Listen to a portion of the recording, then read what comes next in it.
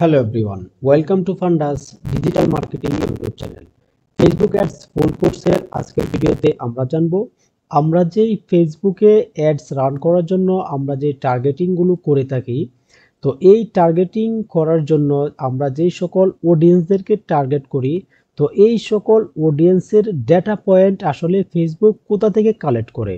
তো আজকে আমরা এই বিষয়টা নিয়ে আলোচনা করব। তো আমরা যখন ফেসবুকে কোনো একটা অ্যাডস রান করতে যাই, আমি এখান থেকে সিম্পলি একটা অ্যাডস রান করে আপনাদেরকে দেখাচ্ছি।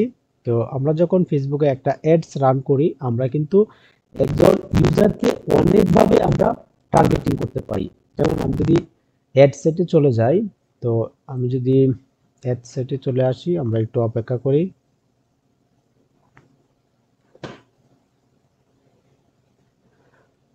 দেখেন আমরা এখানে চলে আসলাম এবং এখানে অডিয়েন্স কন্ট্রোলসে চলে আসলাম। তো অডিয়েন্স কন্ট্রোলে আসার পর আমরা এখানে অনেক বিষয়গুলি আমরা দেখতে পাবো, যেখানে হচ্ছে আমরা সুইচ টু অরিজিনাল করে দিচ্ছি।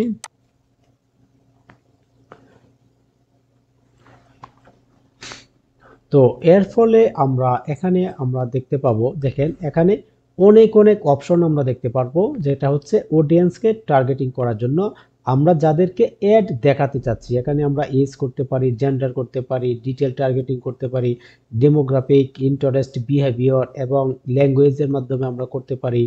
তো এই সমস্ত যেই বিষয়গুলি, এই বিষয়গুলি ফেসবুক কোথা থেকে কালেক্ট করে।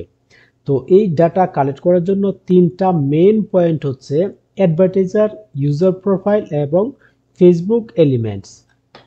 তো অ্যাডভার্টাইজার হচ্ছে যারা অনেকেই অনেকভাবে ফেসবুকে অ্যাডস রান করে, তারা কিন্তু অ্যাডস রান করার সময় হয়তো তারা একটা পিক্সেল দিয়ে তাদের ওয়েবসাইটে কানেকশন নিয়ে আসে। তো সেখান থেকেও কিন্তু ফেসবুক যেই মেশিন লার্নিং সিস্টেমটা, সেই সিস্টেমে কিন্তু ডাটাগুলোকে কালেক্ট করে ফেলে।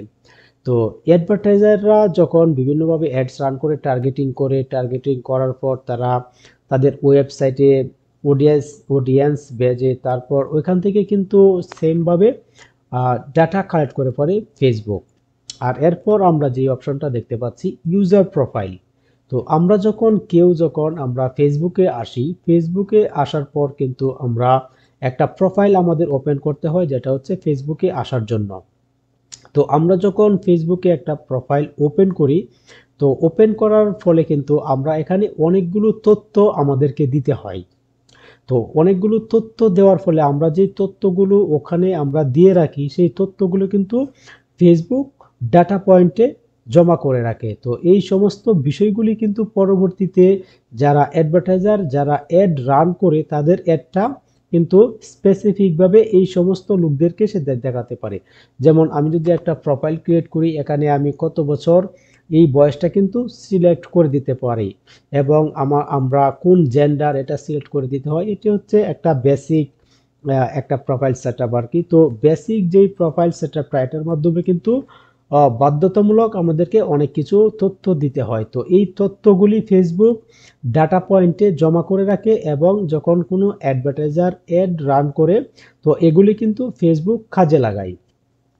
তো এরপর হচ্ছে ফেসবুক এলিমেন্টস। তো ফেসবুক এলিমেন্টস বলতে আমরা বুঝতে চাচ্ছি, তো ফেসবুকের ভিতরে কিন্তু অনেক ধরনের এলিমেন্টস, যেমন ফেসবুক গ্রুপ হতে পারে, ফেসবুক পেজ হতে পারে, মেসেঞ্জার হতে পারে, হোয়াটসঅ্যাপ হতে পারে এবং ইনস্টাগ্রাম হতে পারে। এই সমস্ত বিষয়ে, এই সমস্ত প্ল্যাটফর্মে হচ্ছে যারা বিভিন্নভাবে ইন্টারাকশন করে থাকে। যেমন কোনো একটা পেজে যদি লাইক করে, তো যেমন একজন ইউজার যদি তার ফেসবুক প্রোফাইল ওপেন করলো, ওপেন করার পর সে একটা ক্রিকেটারের একটা পেজে সে লাইক করলো, তো এর ফলে ফেসবুক ভেবে নিচ্ছে যে তার স্পোর্টসের প্রতি সে আগ্রহ।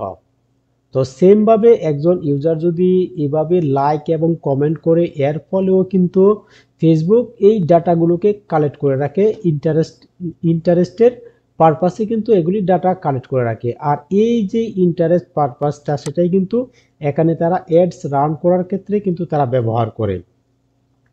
তো আমরা যদি এখানে দেখি, আমরা এখানে দেখতে পাচ্ছি, আমরা দেখেন আমরা ডিটেল টার্গেটিং এ আমরা ইন্টারেস্ট নামের একটা অপশন আমরা দেখতে পাচ্ছি।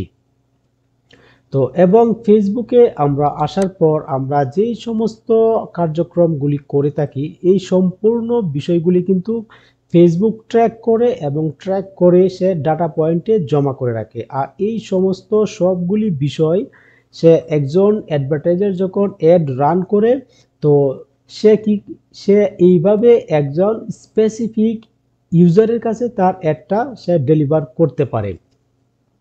তো এই হচ্ছে ফেসবুক ডাটা পয়েন্টের একটা সিস্টেম।